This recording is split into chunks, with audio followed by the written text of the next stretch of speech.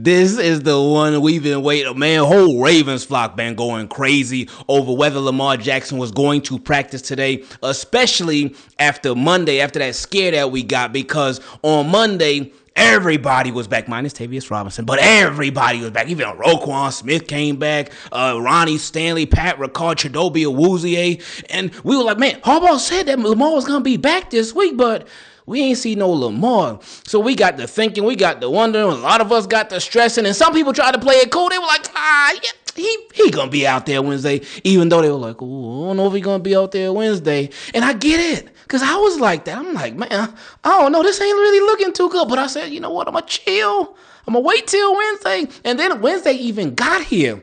And when somebody reported about the presser that it was going to be John Harbaugh, Kyle Hamilton, and our guy Linda Flender, people were like, oh, well, guess Lamar Jackson ain't back. Oh, here we go, guys. And then there started, I think, Dan Graziano, I forgot what his last name is, who works for ESPN. He had reported, oh, man, well, Lamar Jackson, it looks like he might not even play this week because he's still dealing with that hamstring injury. So then people were tripping about that. And then there was the video of Lamar Jackson getting the food over there in Boca or West Palm Beach. And then people were tripping about that. And it was just a lot of craziness, as you can tell. But Lamar Jackson, he returned today.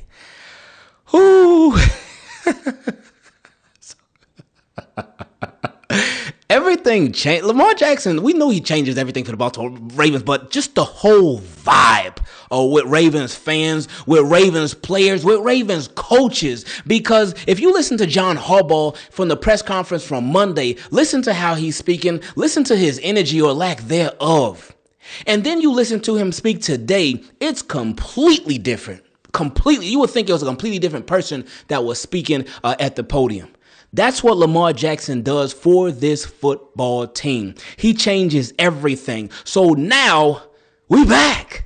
We got a real shot now because Lamar Jackson's back in the building. So now, in a more serious note, even though it is very serious that Lamar Jackson is back, because, wow, there's some light now, because it was very, very dark as a Ravens fan with no Lamar Jackson. We already know. But one thing I was thinking about, he came back to practice. I want the Baltimore Ravens, I want Todd Monken, I want them to treat this game as if Cooper Rush was the starting quarterback. Now, hear me out. It's not what you think. What I mean when I say that, treat this game as if you don't have Lamar Jackson's superpowers. Treat the offensive game plan as if Lamar Jackson is a statue quarterback. And what I mean when I say that, incorporate the short passing game. Get that ball out of his hands, because obviously his hamstring must be good enough if he's practicing, but still, don't make this offense rely on superhero Lamar Jackson. And I know that's asking a lot, because the Baltimore Ravens for years, literal years, have had this offense rely on Lamar Jackson's athletics a lot more than they should have. But I would love to see them treat him as if he's not a mobile quarterback. Obviously, he's going to do his thing. He's going to do what Lamar Jackson does in the offensive line. they might do what they do. But anyway, treat this game like that first drive against the Kansas City Chiefs. That's the type of offense that I want to see from the Baltimore Ravens moving forward, where you have the running game involved, obviously, but you have the quick passing game involved too. You have it to where everything is not so obvious. You're not giving tails on what you're doing. You're switching some stuff up. Change this offense up moving forward, because that'll allow your offense to be that much more successful moving forward. When Lamar Jackson was a starting quarterback this year, the offense, obviously, they saw tons of success, and they weren't even at their best, as we know. There was a lot of predictability, as we know. The offensive line was rough, as we know. But there's still some ways and still some different things that you can do to try to counter that. If, and it's a big if, well, it's probably a small if you're not going to change the offensive line around. Hopefully they will. I would love that. But if you're not going to change the offensive line around, then change the offense around. More screens. Again, more short, quick passes. Getting the ball out of Lamar's hands, that'll help the offensive line too, because that'll give them less time to have to sit there and block. And then that will pause the defense with their pass rush as well. That'll make the defensive line say, hold up. Oh, these boys just doing all this quick stuff. Okay, maybe we can't just push that pocket back like we would love to. So let's do that, Baltimore Ravens. If you hear me, please, Tom Monken. You know I got a lot of love for you, my friend. From that report from that Baltimore Sun, it don't sound like the Ravens do, but we do. We got a lot of love for you. We know you're capable. Show us. Now, speaking of that report from the Baltimore Sun, one of the parts of it that's gotten a lot of attention is the removal of the ping pong table, the removal of all the games and stuff. And it was, the way that the report put it was like the coaches, they removed all that stuff. But let's read what Mike Garofalo said. He said, speaking of the Ravens, I'm told the removal of the ping pong tables and other games from the locker room initiated with veteran leaders on the team and not the coaching staff. Not a punishment. The players wanted them out. I said, okay, well, that's a twist right there. And in today's presser, John Harbaugh, he reiterated the same exact thing. He said it wasn't the coaching staff. He said it was the players. He even talked about that I think it was a ping pong table that he said he got them for Christmas or something. He said it's gone. He said, I don't know where it's at. He said he thinks it's probably in storage or something like that. And then Kyle Hamilton said, oh, hey, if it was the players, then I'm all for it. So it sounds like super duper Kyle. He didn't even know who did it. But anyway, it's gone. So the players, they said, you know what? We ain't got time for no more games. Now, I do think that's a slippery slope right there. But it is what it is. We'll see if things end up working out now. And if the removal of those games does anything positive. That's tough because those games give you sort of a relief. They give you sort of a break from the norm. That gives you sort of it can put you at ease just playing games with your boys and stuff, your teammates and whatnot. That can help build rapport, build camaraderie. It's just, I just don't think it's the best idea. But hey, I'm not in the locker room. They obviously know way more than I do. So we'll see how it plays itself out. We've made it to my favorite part of these videos where we get to feature your questions. Send an email to teamkeepitclean@gmail.com if you want to take part in it, or if you want to show the channel a little extra love, you can become a Team Keep It Clean patron by going to patreon.com/Ingravenvids. Now, let's get into these first questions from some Team Keep It Clean patrons. First one came from my guy, Isai. He said, hey, Ingraven, what's up? He said, I hope you and your family are good, and same for everyone in Flock Nation as well. I've been thinking about all the trade possibilities, and I wanted to know your thoughts on trading 2 first-round picks to the Raiders for Max Crosby, and trading Mark and a 3rd and 4th rounder to the Tampa Bay Buccaneers for Vita Vea to beef up our pass rush and interior defensive line. Oh, I wouldn't be mad at those trades at all. I wouldn't. Now, you would certainly be, again, pouring a lot into the defense. And I think a report came out from The Athletic that the Ravens are looking at interior defensive linemen and pass rush. But, I mean, yeah, duh. I mean, we could have told you. Well, we did tell you that. That's what they got to get. But anyway, so you ain't even need The Athletic. We already done put you on to that a long time ago. But anyway, it's okay. I wouldn't mind that at all. Instant boost to this team. Instant, oh, and Harbaugh also spoke about, speaking of interior defensive line, he also spoke about Nnamdi Madubuike. Because Jeff Zrebiec asked him, hey, has Nnamdi Madubuike had a surgery or anything like that? And Harbaugh said, well, no, he hasn't had a surgery. But he said, I still cannot comment on his status. He said eventually he'll be able to comment on, he said Nnamdi Madubuike will comment on it when he's ready to and when he gets an opportunity to. He said maybe the organization, maybe they can put something out or something like that. But he said Harbaugh said he cannot talk about it at all. So, again, it still sounds extremely bad. Obviously, it's bad enough to what he's done for this year. But it just sounds like it's going to be more than just this season. So we still wait on that. But back to your question, that would immediate improvement. Vita Vea and Max Crosby. Oh, my goodness. Even though that report came out today or yesterday, the Raiders are not trying to trade Max Crosby. We done heard that before with plenty of players, and they still end up getting traded. And a lot of times that's just talk for, hey, the offers that we got were not good enough, so people, you need to step your game up. Anyway, he said, and just like I hope the Ravens got the losing out of the way this season, I'm out. Next question came from another patron, my guy Kyle. He said, "Hey, Ingraven, how you doing? With all this stuff coming out about the players or how they're unhappy with Todd Monken and how they are not being utilized correctly, it makes me wonder, why is Orr and John getting a pass? Yes, Monken has his issues, but so do John and Orr, and their problems are way worse than Monken's, but it seems like Monken is just getting thrown under the bus instead." I agree. He said, "It just seems, why is that Orr gets a pass by the players and coaches, but Monken doesn't? It seems like Monken is a scapegoat to save John and Orr's jobs. Does Orr have an in with Harbaugh? Because I don't see why they are just throwing Monken under the bus, but not Zach Orr, who in my opinion is doing significantly worse than him." Bingo. You got it, dude. Now, with Zach Orr, the pass that he gets, now, the pass that I'm sure the Ravens have given him, injuries. Oh, man, so many people hurt, which they are. And with Todd Monken, the biggest player on the team is hurt for him, that being Lamar Jackson. Or the biggest player on the team was hurt with Lamar Jackson. But Todd Monken also didn't play for the Baltimore Ravens.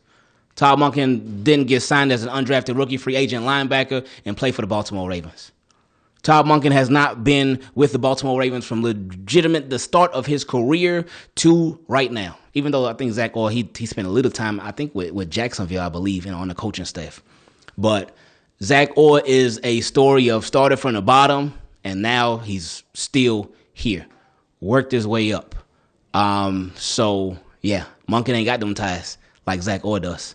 Just something to think about. Anyway, continuing. He said, "But what do you think? I just think the organization is trying to protect Orr for some reason, even though he is one of the main issues with the team. It will suck to see Monken get fired, but Orr gets to stay." Also, did you see the report that said the Ravens removed stuff from the locker rooms like ping pong table after the Chiefs lost? Even after that, the Ravens still lost 2 games, so it didn't seem to work. LOL. He said, "I just feel like the organization is trying everything they possibly can to protect John Harbaugh and trying to deflect blame off of him. Through all this with the players complaining and removing things from the locker room, it just boils down to one thing, the head coach. It's obvious that we need a culture change, and the only way to do that is to get a new head coach. I just want to point this out also. Do you see the teams that are winning games and actually good, like the Colts, Lions, Bucks, Patriots, and Broncos? On paper, we have the best roster out of everyone just mentioned and one of the best in the league, but somehow we're 1-5. Why is that? Because of coaching. You cannot sit there and tell me that we have one of the best rosters in the league and even in Ravens history, but we are 1-5, while teams that have less talent than us are 5-1, 4-2, etc. Those teams actually have competent head coaches that can scheme and are able to win games with less talent, while we can't do that with a stacked roster. Even with injuries, we are still 1-3 before Lamar went out, and that can't even be an excuse. You see what the 49ers are doing with their injured team? We can't do that, but it seems everyone that has a semi-competent head coach, they can." That's a powerful statement right there, because there's no arguing against that. Like, yeah, there are other teams that they are not as stacked as the Baltimore Ravens. They do not have the quality of roster that the Baltimore Ravens have. They are just as injured, and some even more injured than the Baltimore Ravens, but they still winning. It's crazy. Anyway, he said, "While I respect everyone's opinion and will listen to what they have to say, I just can't sit here and listen to people tell me that Harbaugh is a good coach when he actively brings the team down with poor decisions and refuses to change anything to protect his own ego. I know we are all hoping for a coaching change during the bye, or now hope for a personnel change for the Bears game, but we all know that's not happening. And I'm just going to say this. Ravens fans were saying this, that as long as we have Lamar, our Super Bowl window is open, but I disagree. I think as long as Harbaugh is our head coach, our window is closed." Oof.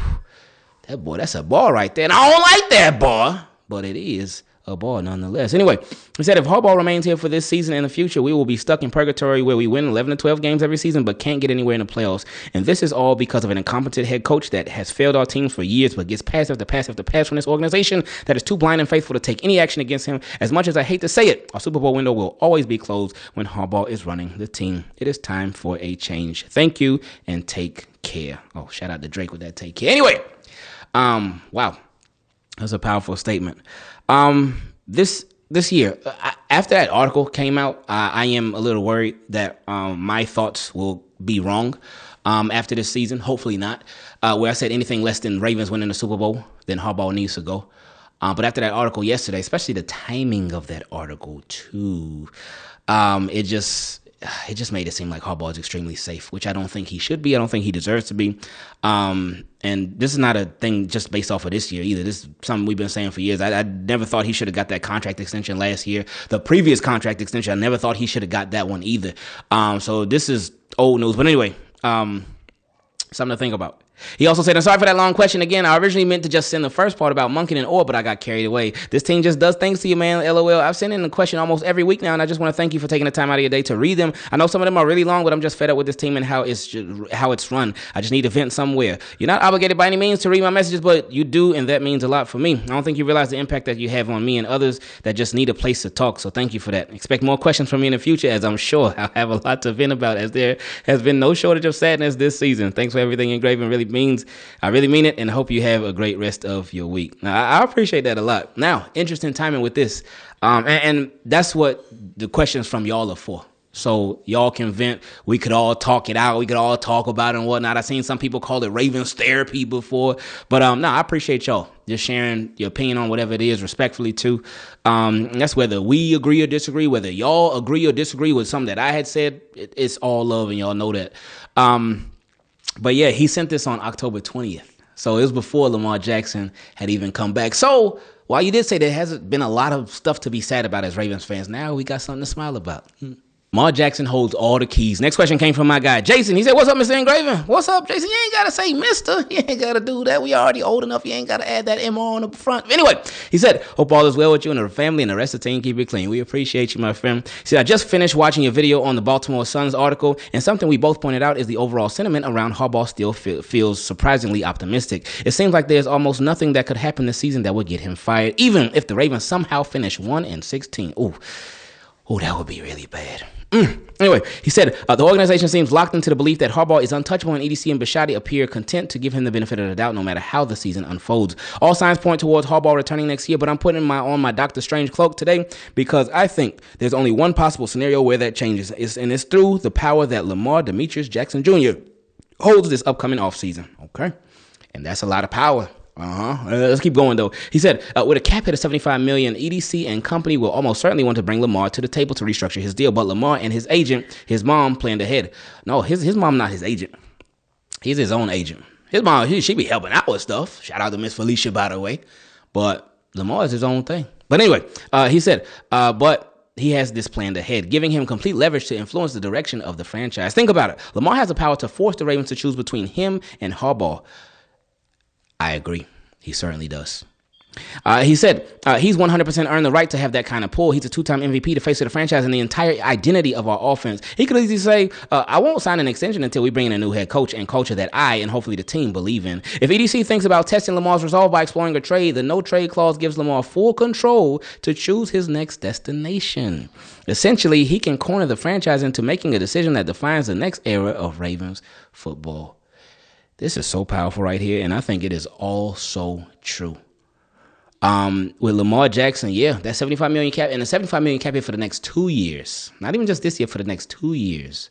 So if Lamar, oh man, and I think it will definitely be much different this time around. I don't know what that garbage collusion was last time when it was contract time. Oh, all these teams publicly came out and we're not going to pursue Lamar Jackson. No, we're not going to go for Lamar Jackson. It's so crazy and just really boneheaded decisions by them. But anyway, it wouldn't be like that this time around. Oh, no. If Lamar Jackson became available, so many teams will be lining up for him. My goodness, they really would. And then they will be able to give him their contract extension. Oh, man, that would be, it's scary to think about it, but it is realistic, in my opinion, because of the situation. So again, hopefully Ravens, they get it worked out with him. And like we've been saying, we'll cross that road when we get there. But he said, I truly believe anything short of a Super Bowl win this year could mark the end of John Harbaugh and the Harbaugh-Lamar era in Baltimore. We are approaching a crossroads, and I truly hope that this organization puts Lamar in the future ahead of Harbaugh, but I have less than 0% level of confidence in that happening. My question to you is, do you believe that this could be the final season in the Lamar-Harbaugh era, and could Lamar potentially force himself out or force Harbaugh out this season? God bless you, and team, keep it clean. Hey, I appreciate you. I do think that is a possibility because, like you said, he holds the keys and Lamar Jackson holds the power. Now it's up to him to see how he uses it. Deion Sanders for head coach? That's one that I did not think of. Hold up now. Because you might, hold up. Let's see what my guy David had to say. He said, what's up, Ingraven? What's up, David? Like, you ain't even got to say too much. I'm intrigued already. But anyway, he said, I hope all is well with you and the family. My name is Izzy, and I've been watching videos for years now, but I don't really send in questions. It's all good, Izzy. I appreciate you. He said, but with how this season is going, we need some answers. I slightly agree with you when you say they should keep Harbaugh if they somehow rally back from this 1-5 start and win a Super Bowl. Yeah, if that would be the only way. Then at that point, I would say Harbaugh is untouchable. At that, I mean, he kind of already is. But, like, if that 1-5, and if they go on and win a Super Bowl, I can't argue. Who can argue against Harbaugh after that? Who would be able to argue? Nobody would. Nobody would. You couldn't. If they went on a run and won a Super Bowl after this start, nobody can say nothing. But anyway, he said, I think this should be his last season altogether. After seeing what the 49ers are doing with the amount of injuries they have as well, the Ravens have no more excuses. Oh, they've been out of the excuse. Before the injuries, they ain't have no excuse. But anyway, he said, in the past, usually the whole team steps up and the games were close. We even somehow made the playoffs and almost won with Tyler Huntley at quarterback. That's true. It's clear to me that this year, Harbaugh has lost the locker room. I think the players are finally done with his ways and we need a new voice. Insert Deion Sanders. He's a winner, an advocate for Lamar Jackson since day one. Oh, yeah, literally at the draft together. Yeah, y'all gonna get a Super Bowl out of me. Could it take Deion to do that? We'll see after this year. Anyway, he said, and a culture setter. His aura alone demands respect, and he would get this defense right and bring that swagger back to Baltimore. Oh, man. That would be fun right there. Oh, my goodness. Anyway, continue. He said, plus after watching his son run around for 2 years because of bad old line play, you know he'll make sure the Ravens won't go cheap there again. I know the chances aren't likely, but what do you think of this move? I love it. I love it. I really do. Like, that would be crazy. Like, and hey, he's a former Raven, so he obviously super close with Ray Lewis and them and Shannon Sharp. So he's already in, and that's Deion, man. Hey. He said, P.S. Congrats on the governor's invite. Oh, I appreciate that. I appreciate it. He said, you really are one of the greats in ESPN bound. Watching videos is the only thing helping me get through this difficult season. Keep doing your thing, and just like these leaders after these losses, I'm out. Next question came from my guy, Denzel, and this one, I don't know how this one is going to go because he titled it, I've Been Thinking. Whenever somebody approaches you and they say, hey, I've been thinking, that's scary right there. So let's see what my guy had to say. He said, what's up, Ingraven? What's up, Denzel? He said, hope all is well. I had the most peaceful Sunday this past Sunday, and then I realized why. It's because the Ravens had their bye week and they didn't play. With this newfound peace, I was able to think clearer, and I had a question come across my mind. Do you think with the O-line being as bad as it is, maybe we should wait for calling on Keith Mitchell to get more reps as a running back because the O-line would make Mitchell look bad?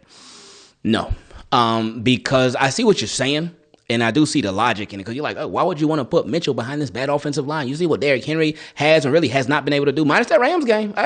Well, and then the Bills game too. But then you see Justice. But no, I would say no. I don't think they should do that because what Keith Mitchell does and what you can have him do, he's so explosive. So you got to get that on the field, in my opinion. Anyway, he said, and that's all Harbaugh would need to not incorporate him into the game any longer and just keep him on special teams, or even worse, trade him. Because when Mitchell was cooking that one year, that was the year our O-line was at its best. Anyways, those are my thoughts. And by the way, yes, my name is Denzel, not an alias. And yes, I was named after Denzel Washington, LOL. Okay. Boy, I was sure thinking it. Because you don't meet too many Denzels. You really don't. But anyway, he said, like the rest of the league when the Ravens win the Super Bowl. I like that. He said, I'm out. Next question came from my guy, Tajh. He said, I'm not saying he faking, but I find it mighty funny how Lamar gets hurt every contract season. Could this be a negotiation tactic? Could the Ravens be giving him the low ball? I know it's a reach. Well, at least I want it to be, but what do you think? Well, he did send this 2 days ago, so keep that in mind. And it is something that I thought about too. For sure. Like, could this be part of his negotiation with him showing the Ravens like, see how you are without me? But the fact that he is back now, he returned to practice today, that relieves a lot. But also, Lamar Jackson, he's like, no, I'm not negotiating during the season. We'll talk after, but during, I'm not doing it. Next question came from my guy, Nonek. Nonek has been a minute or so, and so you know it. If Nonek sending the question, you know it's bad. He fed up. Anyway, he said, Ingraven, hope you and the family are doing well. It's not too often I get to correspond with someone that's a friend of Governor Moore. Don't do that. Don't do that, my friend. He said, it's been a while since my last question. Yes, it has. I don't even remember when it was, but Yeah, because you used to be sending them all the time. Then you said, you know what? I'm tired. Look, my questions, they ain't getting through to the Ravens. They getting through the Team Keep It Clean, but not to the Ravens. I guess you said you're taking a break. Anyway, he said, but I've been watching in silence, crying in my Ravens hoodie like the rest of the fam. To me, Lamar's presence and winning has always hit our issues. Going back to Harbs and Roman, listen to the talk from not the fans, but the players referencing the Baltimore Sun article and the tit for tat infighting between the coaches and the stats so far this season. We are 1-5 with no running game. It almost seems to me like the Ravens are losing because of coaching decisions, so suspect play calling, ball security, and poor play. We usually show this side of our game plan in the second game of the playoffs. Now it's starting to show itself in week 2 of the regular season. My questions for you are, number 1, has the castle in Owing Mills started to crumble, or has it been crumbling from the inside for a while and we just didn't notice? I think a lot of stuff that we've been seeing, we've noticed it, but like you said, Lamar has done a lot of covering up. Now, I know for me personally, again, I just had that, I don't want to call it a revelation with the offense, but just had that where I noticed the offense in that Rams game. When Cooper Rush was in, they really couldn't do much of nothing. They had some drives where they were moving the ball, but when Tyler Huntley got in there, things just opened up. But it wasn't because of his arm. It wasn't because of the play calling. It was because he could run. And I was like, my goodness, that is not good, man. That's not good. That's what it took for the offense to really look a lot better. And then even still, he couldn't get nothing done. But it was just a sad reality and a sad realization. So now that's why we said at the top of this video, like, we want the offense to operate like Lamar Jackson can't run. We want the offense to operate like, okay, we got an immobile quarterback, so we're going to treat it as such. Because we want the Lamar Jackson special stuff. We want that to be a bonus, an added bonus, not a necessity for the offense to have success. So I will say, I think it has been crumbling for a while. And with that report, again, some of the stuff was kind of new, but some of the stuff wasn't new. So again, it seemed like issues that have been going on for a little minute. Anyway, he said, number 2, has this infection closed the Super Bowl window for Lamar as a Raven? I don't think so. No. I don't think so. And he said, number 3, if the Super Bowl window is closing, is a disastrous 2025 season our only shot at future Super Bowl success in the Lamar Jackson era? So it sounds like he's talking about if they were to move on from Mr. Jonathan Harbaugh, if this season continued to be a disaster. Yeah, if this season continued to be a disaster and they obviously didn't win the Super Bowl, yeah, then you got to move on. If you stay with if you stay with Harbaugh after all of this, and if the Ravens didn't win a Super Bowl, you're like, I think that's just asking to fail, in my opinion. I know it sounds harsh, but I just go your separate ways. Just move on. Do the whole Andy Reid with Philly thing, to where y'all had some success. And actually, the Ravens had more success than the Eagles, because the Ravens won a Super Bowl with John Harbaugh. Andy Reid did not win the Super Bowl with the Eagles. He made it to one, but he ain't win it. So you've had more success. So it's okay to move on. It's all right. John Harbaugh could go be a good coach somewhere else. If the Ravens don't finish that goal this year, then the Ravens, they could be a successful team with a different head coach. And you still would have Lamar Jackson. And everybody could just do their thing. Again, amicably, peacefully, all with love. We appreciate everything that Harbaugh did. Hopefully he can still do some more this year. Hey, let's go, Harbs. But if they come up short this year, you got to move on, my friend. Anyway, he said, good luck to Carter in this playoff game. I hope he wins, but just as important, I hope he and his teammates have fun. Oh, I appreciate that, Nonek.